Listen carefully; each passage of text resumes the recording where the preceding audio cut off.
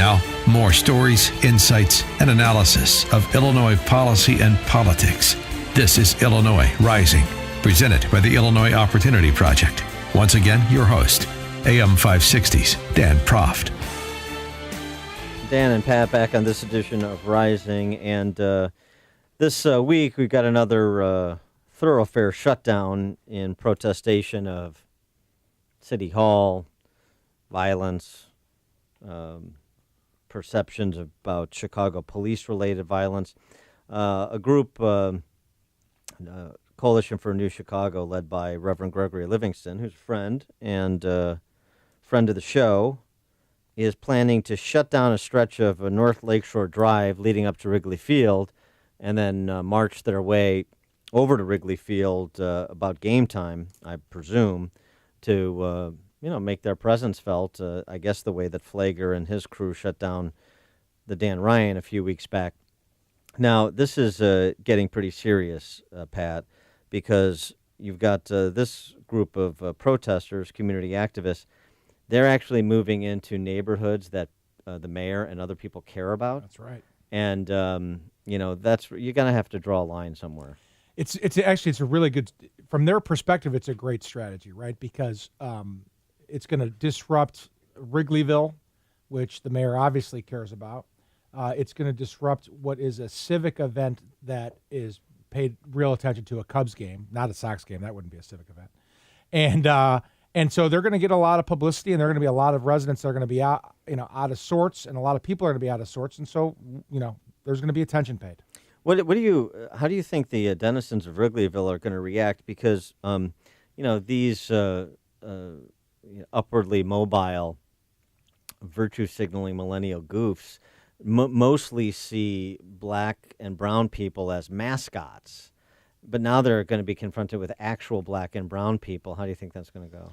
Well, it's interesting because I think a lot of people, and I lived in the city for a long, long time, I think a lot of people are immune or misunderstanding of the plight that exists within the city because they don't feel it around it. I'm in a gentrified neighborhood in Wrigleyville. I live in a 3-flat. I think I'm the first person who's ever done this. It's all so great, without recognizing that not too far away from them, because of policies over many, many decades, because of current policies, there are a whole class of people, mostly African American and Hispanic, who have no chance at happiness, who have no chance at success in life, not because of what they've done originally, but because of what's been put upon them by a corrupt government that uses them for votes.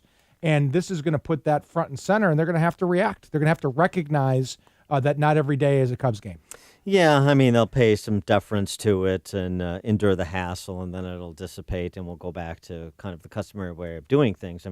What impact did Father Pfleger's Dan Ryan shutdown have, other than generating press attention for Father Pfleger?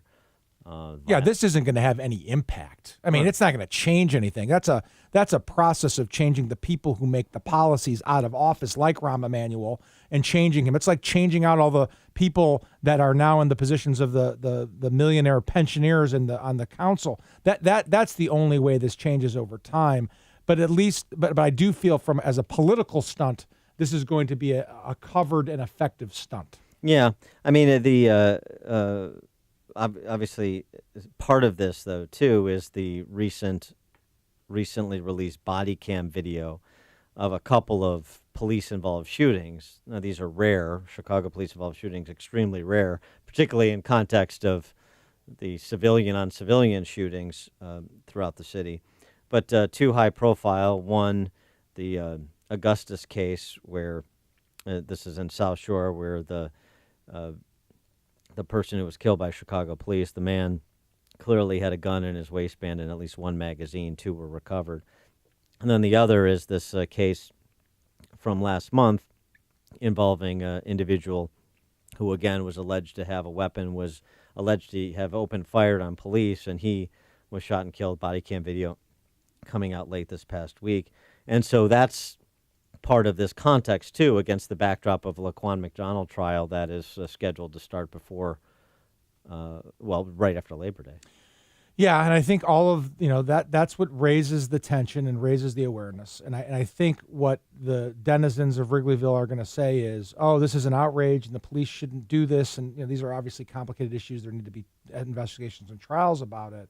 But again, it'll just raise a little bit of temporary awareness, and then it'll dissipate, and they'll go back to their day-to-day lives at Sluggers and everywhere else.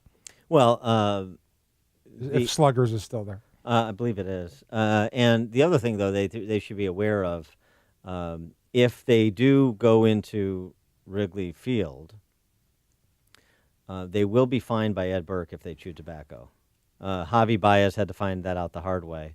So there's still, there's a certain prioritization of rule keeping in Wrigleyville, and they should be apprised of that.